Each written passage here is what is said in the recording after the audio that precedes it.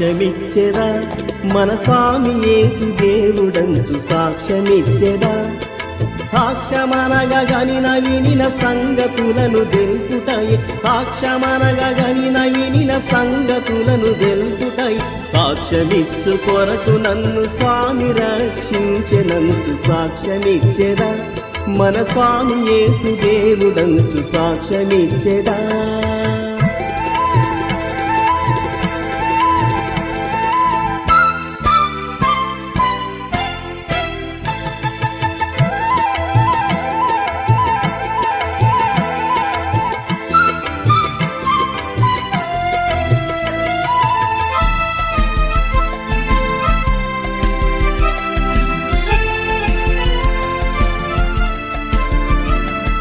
దిక్కు దశయు లేని నన్ను దేవుడెంతో కనికరించి, దిక్కు దశయు లేని నన్ను దేవుడెంతో కనికరించి. మక్కువతో నాకు నెట్లు మనశ్శాంతినిచ్చినాడు సాక్ష్యమిచ్చెదా మన స్వామి యేసు దేవుడంచు సాక్ష్యమిచ్చెదా.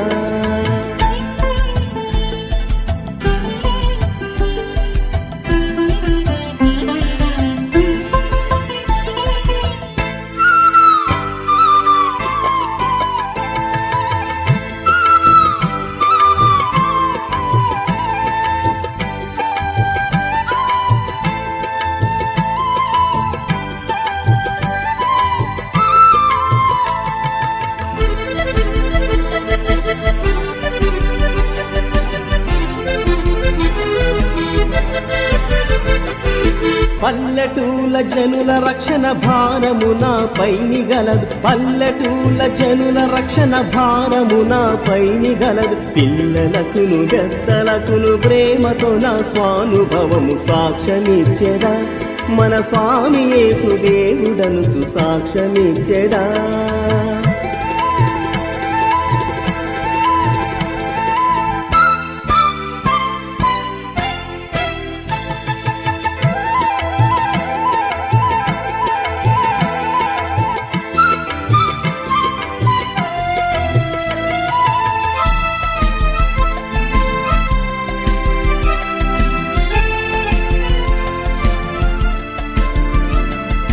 పరమత దూషణములేల పరిహసించి పలుకుటేల, పరమత దూషణములేల పరిహసించి పలుకుటేల. ఇరుగు పొరుగు వారికెల్ల యేసు క్రీస్తు దేవుడంచు సాక్ష్యమిచ్చెదా మన స్వామి యేసు దేవుడంచు సాక్ష్యమిచ్చెదా. సాక్ష్యమనగా గనిన వినిన సంగతులను తెలుపుటయే, సాక్ష్యమనగా గనిన వినిన సంగతులను తెలుపుటయే. సాక్ష్యమిచ్చు కొరకు నన్ను స్వామి రక్షించెనంచు సాక్ష్యమిచ్చెదా మన స్వామి యేసు దేవుడంచు సాక్ష్యమిచ్చెదా. క్రీస్తునందు ప్రియమైన సహోదరి సహోదరులారా, మన ప్రభువైన యేసుక్రీస్తు నామములో మీ అందరికీ వందనాలు తెలియజేస్తున్నామండి. దేవుడు మనం ప్రేమిస్తున్నారు, దానికి నిదర్శనం మనమందరం సజీవమై ఉన్నాం. సమయంలో మనం ప్రార్థన చేసుకుని వాక్యాన్ని మనం ప్రారంభించుకుందాం. పరిశుద్ధుడైన తండ్రి, మీ ఘనమైన నామానికి స్తోత్రం. అబ్రహాము యాకోబులకు దేవ, మీరు మాతో ఉన్నందుకు స్తోత్రం చేస్తున్నాం తండ్రి. ఈ సమయంలో మీ ప్రజలతో మీరు మాట్లాడమని యేసయ్య నామములో అడుగుతున్నాం తండ్రి, ఆమేన్. క్రీస్తునందు ప్రియమైన సహోదరి సహోదరులారా, గడిచిన వారమంతా మనం ఏ వేటి గురించి ధ్యానం చేస్తున్నామంటే మోషే యొక్క విశ్వాసం గురించి మనం ధ్యానం చేసుకున్నాం. ఈ నెలంతయు మరి మోషే విశ్వాసం మీదనే మనం ధ్యానం చేసుకున్నాం. అయితే ఈ చివరిసారి కూడా ఇదే మరి ఈ నెలకు చివరి వారం. ఈరోజు కూడా మరి మిగిలిన వాక్యాన్ని మనం ధ్యానం చేసుకుందాం. మరి ఈరోజు మరి దేవుడు మనతో ఏం మాట్లాడబోతున్నాడంటే, ఐగుప్తు దేశం మీదకి 10 తెగులను ఆయన పంపిస్తాడు. ఎందుకని ఈ 10 తెగుళ్ళు ఐగుప్తు దేశం మీదకి వచ్చాయంటే, ఫరో యొక్క హృదయ గర్వాన్ని బట్టి ఫరో మీదకి, ఆ దేశం మీదకి భయంకరమైన ప్రచండ వాయుగుండాలు వేస్తాయి. దేవుని ద్వారా ఈ యొక్క 10 తెగుళ్ళు ఎందుకని పంపాడంటే, ఈ 10 తెగుళ్ళు అనేవి వారు ఆరాధిస్తున్న దేవతలు. ఫరో యొక్క హృదయ గర్వాన్ని బట్టి దేవుడు ఆ దేవతలకు తీర్పు తీర్చాడు. ఆ ప్రజలను బహుఘోరంగా ఆయన ఇబ్బంది పెట్టినట్టు మనం బైబిల్లో చూస్తాం. దేవుడి ప్రజలని ఎవరైతే ఇబ్బంది పెడతారో దేవుడు స్వయాన ఆయనే దిగివచ్చి వారికి ప్రతిఫలము ఇచ్చి, ఎవరైతే ప్రతి దండన చేస్తున్నారో వారి మీద ఆయన కోపించి వారికి తిరిగి ప్రతిదండన చేసి న్యాయము తీర్చే దేవుడే ఉన్నాడు. మరి గతించిన వారము మనం ఏం చెప్తున్నాము? దేవుడి సన్నిధికి వచ్చినప్పుడు మనం ఏం చేయాలి? మన పాపాలను ఒప్పుకొని దేవుడి సన్నిధిలో మనం వాటిని విడిచిపెట్టినప్పుడు మనం పవిత్రపరచబడతాం. మోషే, నువ్వు నిలుచున్న స్థలము పరిశుద్ధమైనది, నీ చెప్పులను విడవమని మనం గతించిన వారంలో చెప్పుకుని ఉన్నాం. ఆ తర్వాత అలానే చివరిలో మనం లేవనెత్తామంటే, దేవుని పిలిచినప్పుడు మనం స్పందిస్తున్నామా? మన యొక్క స్పందన ఎలా ఉంది? ఒకవేళ దేవుడు నీతో నేరుగా మాట్లాడితే నువ్వేం చెప్తున్నావు? మోషేలాగా సాకు చెప్తున్నావా? సాకులు చెప్పిన దేవుడు నిన్ను వాడుకోవాలనుకుంటే ఖచ్చితంగా నిన్ను వాడుకుంటాడు. ఎంత వ్యతిరేకత నీలో ఉన్నా, ఎంత ప్రతికూలత నీలో ఉన్నా దేవుడు నిన్ను తప్పకుండా వాడుకుంటాడు. దేవుని ద్వారా ఆయనకు నీవు ఎంతో అవసరమైనావు. ఎందుకంటే ఆయన ఎన్నడూ నిన్ను విడబడు నిన్ను ఎడబాయడు. ఉదాహరణకి మనగా చూసినట్లయితే యోనాకి నినివే పట్టణం వెళ్ళటానికి ఇష్టం లేదు. కానీ దేవుని చిత్తమేంటి? యోనా నినివే పట్టణానికి వెళ్ళాలనే దేవుని చిత్తం. దేవుని ద్వారా ఈరోజు ఈ యొక్క ఐగుప్తు దేశం మీదకి మోషేను అహరోను పంపించిన దేవుడు వారిని పంపించి అక్కడ భయంకరమైన అద్భుతాలను వారికి ఆ దేవతలకు తీర్పును తీరుస్తాడు. అయితే మనం మూలవాక్యాన్ని మనకైనా చూసినట్లయితే దేవుని ద్వారా హెబ్రీ పత్రిక 11వ అధ్యాయము 6వ వచనాన్ని గమనించినట్లయితే, విశ్వాసం లేకుండా దేవునికి ఇష్టదేవి బట్ట అసాధ్యమని మనం చదువుకుంటున్నాం. మోషే అయితే ఐగుప్తు యొక్క రాజ్య భోగంలోని సకల సంపదలను రాజభోగములను అనుభవించడం కంటే క్రీస్తు ఎన్నో గొప్పదని ఆయన సింహాసనాన్ని దిగి వచ్చినందుకు దేవుడు అతను చేయి విడిచిపెట్టాడా? మనుషులైతే అతను చేయి విడిచిపెట్టాడు, కానీ దేవుడు చేయి విడిచిపెట్టలేడు. మోషే దేవుడితో మాట్లాడి సాధించిన తర్వాత ఏం జరిగిందంటే, ఇంక మోషేని ఎక్కలేదన్న ఐగుప్తు దేశానికి ఆయన పంపిస్తున్నాడు. మోషేతో పాటు ఎవరు వెళ్తున్నారు? అహరోను, మోషే వెళ్తున్నారు. అక్కడికి వెళ్ళినప్పుడు మోషే ఏం చేశాడంటే, నా ప్రజలని నీవు బహుగా బానిసత్వంలో హింసిస్తున్నావు, నా ప్రజలు విడిపించమని, నా ప్రజలను విడిపిస్తే నేను తోడుకుని వెళ్తానని ఫరోతో మోషే చెప్తాడు. చెప్పినప్పుడు ఏం జరుగుతుందంటే, నీ యెహోవా ఎవడో నాకు తెలియదనేసి ఫరో అంటాడు. చూడు, నేను కూడా ఒక అద్భుతం చేస్తాననేసి తన చేతిలో ఉన్న కర్రని కింద పడేస్తాడు. కింద పడగానే అది ఒక పెద్ద పాము అవుతుంది. ఈ పాము అయినప్పుడు నీకేగా ఎలాంటి విద్యలు వచ్చేది, మా కూడా వచ్చేసి అక్కడ ఉన్న మంత్రగాలు శకునాలు ఏం చేశారు? వారి చేతిలో ఉన్న కర్రను విసిరేయగానే వెంటనే అవి ఏమయ్యాయి?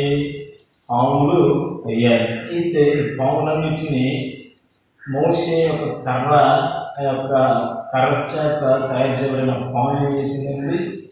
మింగేసింది. హల్లెలూయా. దేవుని బిడ్డలారా, మేము పలానా రోజు అలాంటి టైంకి వస్తాం, నా ప్రజలని నీవు కానీ విడిచిపెట్టడం వల్లనైతే ఖచ్చితంగా నీ మీదకి దిగివస్తుందనేసి ఆజ్ఞాపించి వెళ్తారు. వెళ్ళినప్పుడు జరిగిన పరిస్థితి ఏంటంటే దేవుని బిడ్డలారా, మోషే అహరోను వెళ్ళినప్పుడు ఫరో వారి మాట వినడు. అప్పుడు దేవుడు ఈ ఐగుప్తు దేశం మీదకి మొట్టమొదటి తెగులును పంపిస్తాడు. ఈ మొట్టమొదటి తెగులు ఏమిటి మనగాన్ని బైబిల్లో నుంచి మనం చూసినట్లయితే బిడ్డలారా, మొట్టమొదటిసారిగా నీరును రక్తంగా మారుస్తారు.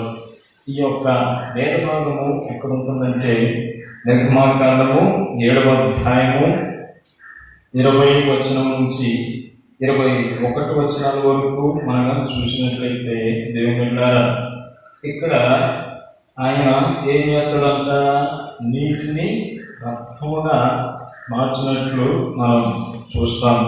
ఒకసారి మనం కూడా అందరం కలిసి మన బైబిల్ తెరిచినట్లయితే మన బైబిల్ నుంచి మనం చదువుకుందాం. ఇది మీరందరూ వింటున్నారని నేను అనుకుంటున్నాను. మీరు చూస్తున్న వారు కూడా ఈ రెఫరెన్స్ని మీరు రాసుకోండి. తర్వాత ఇది మీకు ఉపయోగపడతాయి అనేసి నేను భావిస్తున్నాను. ఈ సమయంలో దేవుడైన యెహోవా ఐగుప్తు దేశం మీదకి మొట్టమొదటిసారి ఒక తెగులు పంపిస్తాడు. ఆ తెగులు ఏంటంటే నీరు రక్తమవుట. ఏంటంటే నీరు రక్తమవుట.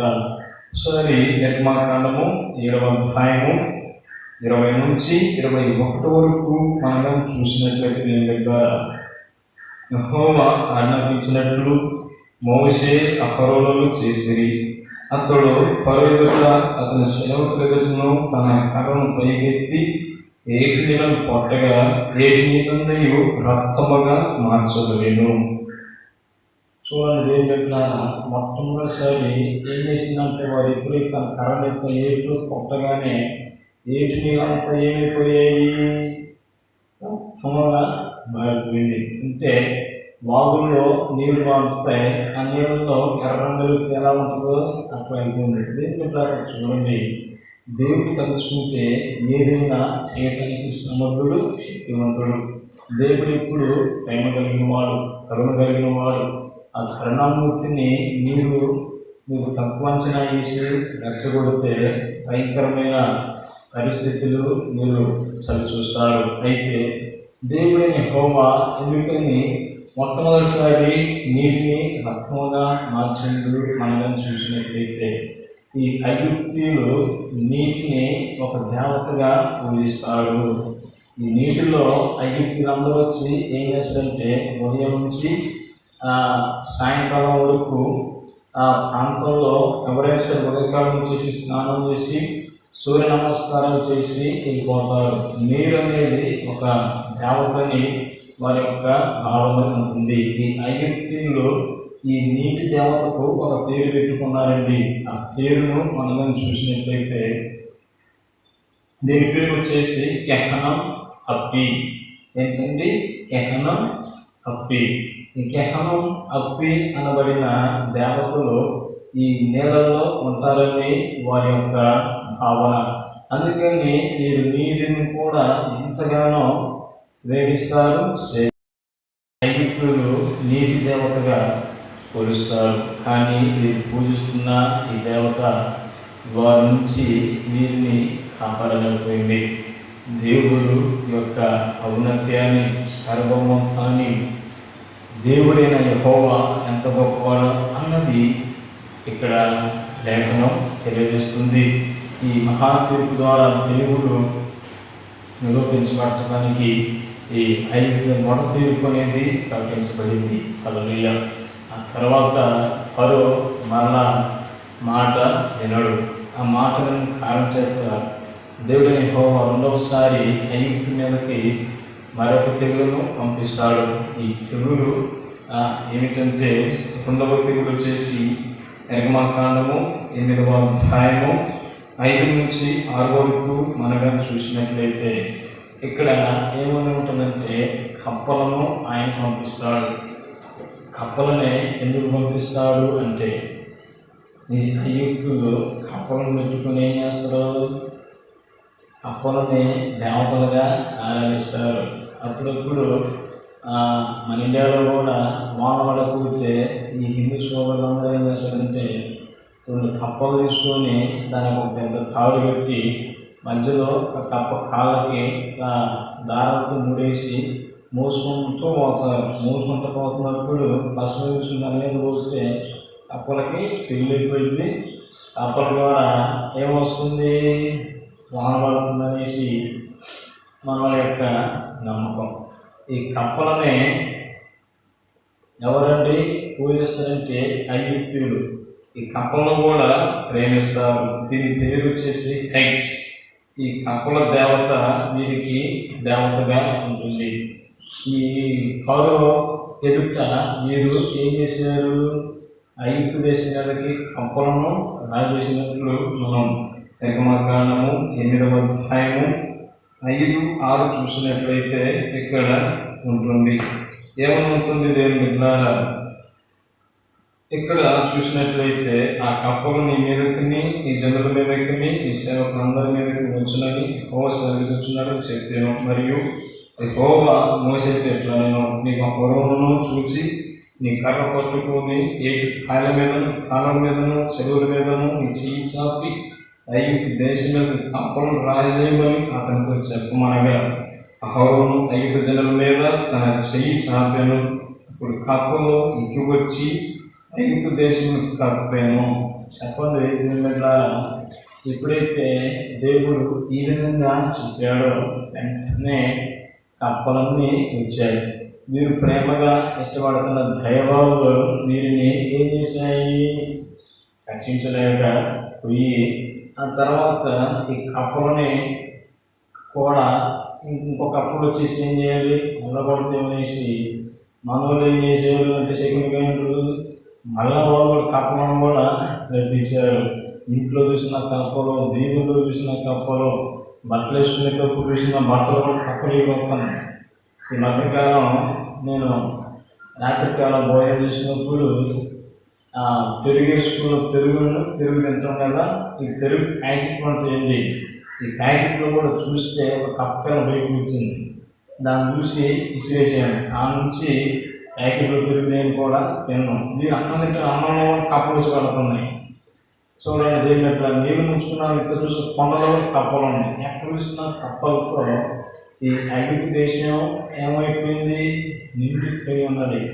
దేని ద్వారా చూడండి. తర్వాత ఈ ఐగుప్తు అంత భయంకరమైన విధ్వంసానికి గురైపోయినట్టు మనం చూస్తాం. దేని దగ్గర ఆ తర్వాత ఇంకా వాళ్ళు వచ్చి వేడుకుంటారు. ఎవరంటే ఫరో. ఈ ఫరో వచ్చి వేడుకున్నప్పుడు ఏం జరుగుతుందంటే ఈ కప్పలు కూడా ఆగిపోతూ ఉంటాయి. మనం 13వ వచనం 14వ వచనం మనం చూసినట్లయితే నిర్గమకాండము 8, 13, 14లో చూసినట్లయితే ఈ విధంగా ఉన్నది. యెహోవా మోషే మాట చొప్పున చేసిన కనుక ఇందులోనేమి వెలుపలనేమి పొలములలోనేమి కప్ప ఉండకుండా చచ్చిపోయాను. జనులు వాటిని కుప్పలుగా వేసినప్పుడు భూమి కంప కొట్టాను. వారు ఉపశమనం కలుగుట చూసి యెహోవా సెలవిచ్చినట్టు తన హృదయమును ఎట్టనపరుచుకొని వారి మాట వినకపోయాను ఉన్నది. దేవుని బిడ్డలారా చూడండి, ఇక్కడ ఎంత ఉన్నా సరే ఏం జరిగింది? వాడి యొక్క హృదయం ఇంకా కఠినమైపోయింది. ఈరోజు చాలామంది హృదయాలు కూడా కఠినమైపోతూ ఉంటాయి. దేవుని బిడ్డలారా మనం కానీ చూసినట్లయితే దేవుడిని యెహోవా ఆజ్ఞాపించినట్లు వారికి చేసినా సరే వారి హృదయం ఏమైంది? కఠినమైపోయింది. ఈసారి దేవుడు మళ్ళా 3వ తెగులును ఆయన పంపించబోతున్నాడు. ఏంటి 3వ తెగులును మనగా చూసినట్లయితే నిర్గమకాండము 8వ అధ్యాయము మనం 16వ వచనాన్ని మనగా చూసినట్లయితే ఆయన ఏ తెగులు పంపిస్తున్నాడో అక్కడ మనం చూస్తాం. నిర్గమకాండము 8:16 అందుకు యెహోవా మోషేతో కర్ర చాపి ఈ దేశపు దూరం కూటము అది ఐగుప్తు దేశం అంతటా పేరుని ఆ కరోనాతో చెక్కమనగా వారు అట్లా చేసేది. దేవుని ద్వారా ఎప్పుడైతే దేవుడిని యెహోవా ఈ విధంగా వారికి చెప్తారో ఆ ఐగుప్తు దేశంలోకి ఏమొస్తాయి? పేరు అంటే ఏంటి? మన కళ్ళలో గీరుకుంటాం కదండి. ఎందుకు గీరుకుంటాం? ఇట్లా పేరు వెళితేనే గీరుకుంటాం. ఈ కారణం కూడా వాళ్ళు ఏం చేశారు? దేవతలుగా పూజిస్తున్నారు. చేసినత్తనే జయం. దేవుని బిడ్డలారా, ఈ పేరు వల్ల వాళ్ళు ఏం చేశారు? గీకోలేక తలలో పుంగులు పడి జుట్టంతా ఊడిపోయే పరిస్థితికి వచ్చింది. చేసినత్తనే జయం. వారు సేవిస్తున్న దేవతలు ఏమాత్రం వారిని రక్షించలేక పోయినాయి.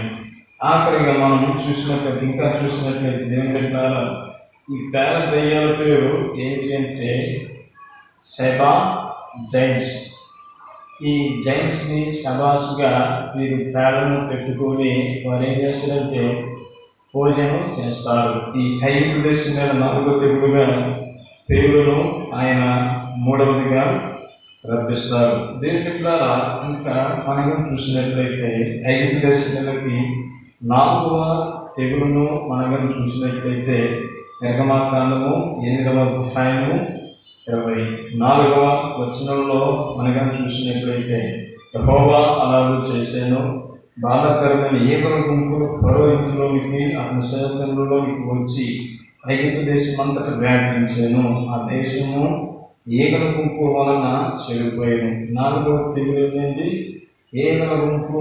ఇప్పుడు ఆషాఢ మాసం. ఈ ఆషాఢ మాసంలో ఎక్కువ ఏముంటాయి? ఏగలు ఉంటాయి.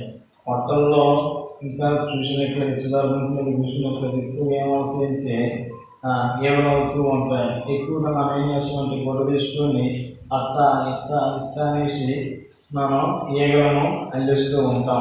హల్లెలూయా. దీని ద్వారా మనం చూసినట్లయితే ఈ ఏగలంటే మనకి అసహ్యం అయ్యి చెడ్డ ప్రదేశం నుండి వాళ్తూ ఉంటాయి. ఎక్కువగా కంటిపప్పుల మీద ఏడపప్పుల మీద నుండి ఎండలోకి వచ్చి మనం తినే ఆహారం మీద బాగున్నప్పుడు ఆహారం అంటున్నప్పుడు మనకేం జరుగుతుంది? రోగాలు వస్తాయి. కానీ ఈ పాపిస్టులు ఏం చేస్తున్నారు? ఏకలన్నీ కూడా దేవతలైన వాళ్ళు కొలిసేవారు. ఈ ఏకల పేరు ఏంటండి? మనం కానీ చూసినట్లయితే బాన్సి భావి. ఈ బాన్సి భావి అనబడిన ఏకలని దెయ్యాలుగా వారు మనకైతే దయ్యాలే, వారికి ఏంటి? దేవతలుగా వాటిని వారు పూజిస్తారు. ఆ తర్వాత మనం చూసినట్లయితే దేవుడైన యెహోవా వీటిని కలగేసినప్పుడు వీటి ద్వారా వాళ్ళు విసిగిపోతారు, కానీ తన ప్రజలను వారు విడిచిపెట్టరండి. 5వది మనం చూసినట్లయితే నిర్గమాకాండమే 9వ అధ్యాయము 3వ వచనంలో ఈ విధంగా ఉన్నది. ఐగుప్తు దేశం మీద 3 తెగులు మనం చూసినట్లయితే నిర్గమాకాండము 9వ అధ్యాయం ప్రారంభం నుంచి మనం చదివినట్లయితే తర్వాత యెహోవా మోషేతో ఎట్లనెను, నీకు ఫరో యొద్దకు వెళ్ళి నన్ను సేవించుటకు నా ప్రజలను పోనిమ్ము.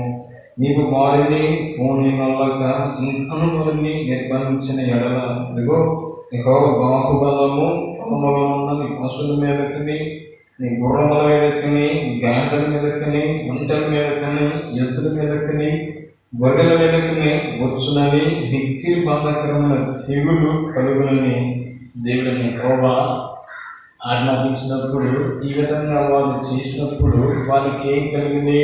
బెందులు, దద్దులు, కుండులు. ఏమండి? ఇంకా మన పచ్చి భాషలో చెప్పాలంటే ఏంటి? గుండి, గెజ్జి, తావర అన్నీ వారి మీదకి వచ్చాయి. ఇట్లా ఎందుకు వచ్చాయంటే వారు ఐగుప్తీయులు ఆరోగ్య దేవతను పూజిస్తారు. ఏం పూజిస్తారు? ఆరోగ్య దేవతని. దీని పేరు ఏంటంటే కట్టెలు. ఈ కట్టెలని వారు దేవతగా పూజిస్తారు. ఈ దేవతను వేడుకుంటే ఆ దేవత కూడా వారిని కాపాడలేక పోయింది. వాళ్ళందరూ గీరుకుంటే ఆడ కుండులు పడుతున్నాయి, కుక్కులు, దద్దులు, జ్వరాలు, భయంకరమైన వారు ఇబ్బందికి గురైపోవటం మనం చూస్తాం. ఆ తర్వాత ఫరో హృదయము ఏమాత్రము కఠినంగా ఉంటుంది కానీ ఏమాత్రం మారట్లేదు. ఆ తర్వాత దేవుడిని యెహోవా ఏం చేస్తాడంటే ఆరవ తెగులును పంపిస్తాడు. ఈ 6వ తెగులును మనం చూసినట్లయితే నిర్గమకాండము 9వ అధ్యాయము 10వ వచనాన్ని మనం కానీ గమనించినట్లయితే ఇక్కడ ఉంటుంది ఏమిటంటే కాబట్టి వారు ఆవుకి తీసుకుని వచ్చి పొరగట్టు నిలిచి మోసే ఆకాశం వైపు దాన్ని చల్లగానే అది మనుషులను జంతువులకు కుక్కులను దద్దురులాయను. ఆ దద్దురుల వలన శకునిగాండ్రులు మోసేలకు నిలవలేకపోయి ఈ దద్దులు శకునిగాండ్రుకును ఐగుప్తులందరికీ పుట్టాను. చెప్పండి దేవుని బిడ్డలారా, వారికి ఏం కలిగాయి? కుక్కులు, దరిద్రం అంతా వారికి వచ్చాయి. ఏకపుక్కు తర్వాత వచ్చినాయి అంత వాళ్ళకి మళ్ళా కుక్కులు వచ్చాయి. ఎందుకని వచ్చాయంటే ఈ కుక్కులు వీటికి ఇంకో దేవత కూడా ఉన్నది. ఆ దేవత పేరు వచ్చేసి శక్నేత్. ఈ శక్నేత్ అనేది ఆరోగ్య దేవత. ఇది వారిని కూడా రక్షించలేక వారి యొక్క పాపాన్ని న్యాయపరచలేక పోయింది. అయినా మరో హృదయం ఏమైంది? కఠినము అయిపోయింది. ఈ కఠిన హృదయాన్ని కలిగించాలన్నదే దేవుని యొక్క ఉద్దేశం. అయితే దేవుడే ఫరో హృదయాన్ని కఠినం చేస్తున్నారు. ఎందుకంటే దేవుని యొక్క సమర్థత ఏమిటనేది తెలుసుకోవాలి. తర్వాత మనగా చూసినట్లయితే దేవుని ద్వారా ఈ యొక్క శక్నెత్తు కాల్సి అదేను అనబడిన దేవతలు కూడా ఈ పొక్కులు, దద్దులు, బొడ్డు సోగి నుంచి వాళ్ళని విడిపించలేకపోయాయి. ఇంకా మనగా చూసినట్లయితే 7వ తెగులును మనం కానీ గమనించినట్లయితే దేవుని ద్వారా నిర్గమకాండము 9వ అధ్యాయము 23వ వచనంలో మనం చూసినట్లయితే మోషే తన కర్రను ఆకాశం వైపు ఎత్తినప్పుడు యెహోవా ఉరుములను వడగళ్ళు కలగజేయగా పిడుగులు భూమి మీద పడుచుండెను. యెహోవా ఐగుప్తు దేశం మీద వడగళ్ళు కురిపించాను. చూడండి దీని ద్వారా ఈ యొక్క 7వ తెగులు పేరేంది? వడగళ్ళు. ఐగుప్తు దేశం మీద దేవుడిని యెహోవా కురిపించాడు? వడగళ్ళు వానను ఆయన కురిపించాడు. ఈ వడగళ్ళు ఎందుకంటే ఈ యొక్క వడగళ్ళు అనేవి ఐగుప్తు యొక్క దేవతను వారు పూజిస్తారు. ఈ వడగళ్ళు యొక్క పేరు ఏమిటంటే నెట్. ఏంది? ఇంటర్నెట్గా నెట్. ఈ నెట్ అనబడిన దూతలను వారు దేవతను చేసుకొని పూజిస్తారు. ఆకాశం వర్షం పడుతున్నప్పుడు వాటికి దండం పెట్టుకుంటూ ఉంటారు. మనమైతే భయభ్రాంతులకి గురైపోతూ ఉంటాం. హల్లెలూయా. దేవుడు వాటిని కలగజేసినప్పుడు చాలామంది గుండెకి హార్ట్ అటాక్తో కూడా చచ్చిపోవటం కూడా మనం చూస్తాం. ఆ తర్వాత ఆయన ఫరో హృదయం ఏమవుతుంది? ఇంకా కఠినము అవుతుంది. అయినా కఠినమైనా సరే దేవుడు ఏం చేస్తాడు? నా ప్రజలు పంపించమన్నా కానీ ఆడు పంపించడు. ఒకసారి 8వ తెగులును దేవుడు పంపిస్తాడు. ఆ 8వ తెగులును మనం కానీ చూసినట్లయితే దేవుని బిడ్డలారా నిర్గమకాండం 10వ అధ్యాయము 13 నుంచి మనం 14 వచనాల వరకు మనం కానీ చూసినట్లయితే ఇక్కడ ఏమని ఉందంటే దేవుని బిడ్డలారా మోషే ఐగుప్తు దేశం మీద తన కర్రను చాపి యెహోవా పగలంతయు రాత్రి అంతయు ఆ దేశం మీద తూర్పు గాలిని విసిరేసాను. ఉదయమందు ఆ తూర్పు గాలికి మిడతలు వచ్చాను. చూడండి దేవుని ద్వారా ఈ 8వ తెగులు ఏమంటే మిడతలు చూసారా? పంట పొలంలో ఎక్కువగా ఆకుని తులుస్తూ మనకి కనిపిస్తూ ఉంటాయి. ఈ భయంకరమైన మిడతలు వచ్చి పంట పొలాలన్నీ సర్వనాశనం చేస్తాయి. లాస్ట్ ఇయర్ మన కానీ చూసిన 2 years బ్యాక్ మన తెలంగాణ దగ్గరికి మిడతల దండు వచ్చింది. ఈ మిడతల దండు వచ్చేసి పంట పొలాలన్నింటినీ ఏం చేసింది? సర్వనాశనం చేసింది. ఇదేదో ఇప్పుడు కాదు, 3400 సంవత్సరాల క్రితమే ఈ మిడతల దండు అనేది వచ్చింది దేని బిడ్డలారా. ఇంకా మనం కానీ చూసినట్లయితే ఈ మిడతలు ఎందుకు వచ్చాయంటే ఈ మిడతలను కూడా వారు దేవతలుగా చేసుకొని పూజ చేసేవారు. చూడండి, ఈ దేవతలను యొక్క పేరు ఏమిటంటే సెరాపీస్. ఏంది? సెరాపీస్. ఈ సెరాపీస్ అనేవి మిడతల యొక్క దేవత పేరు. మిడతలను కూడా వారు ఏం చేసేవారు? దేవతగా కొలిసేవారు. హల్లెలూయా. ఈ దేవత కూడా వారి పంటలను ఏం చేసింది? కాపాడలేక రక్షించలేక పోయింది. 9వ మనం కానీ చూసినట్లయితే దేని మీద నిర్గమాకాండం 10వ అధ్యాయము 22 నుంచి 23 వరకు మనం కానీ చూసినట్లయితే ఐగుప్తు దేశం మీదకి ఆయన చిమ్మ చీకటిని కలగజేస్తారు. ఎందుకని 3 రోజులు చిమ్మ చీకటిని ఆయన కలగజేసాడంటే ఈ ఐగుప్తు ఫరో ఏం చేస్తాడంటే వాడు సూర్య భగవానుడిగా ఈ ఐగుప్తు దేశంలో ప్రకటించబడతాడు. అంటే నేనే దేవుణ్ణి, నాకే పూజ చేయండి అనేసి మనోడు అంటాడు. ఈ పేరు వచ్చేసి ఏముంటుందంటే రా. ఏందండి? రా. ఈ రా అలానే అమోన్ రా, ఆటం, హారన్స్ అనే పేర్లు ఈ దేవతకు ఉంటాయి. సూర్యదేవుడే ఫరోగా భూలోకాన్ని వెళ్తుందనేసి ప్రజలతో వాడు ఏం చేస్తున్నాడు?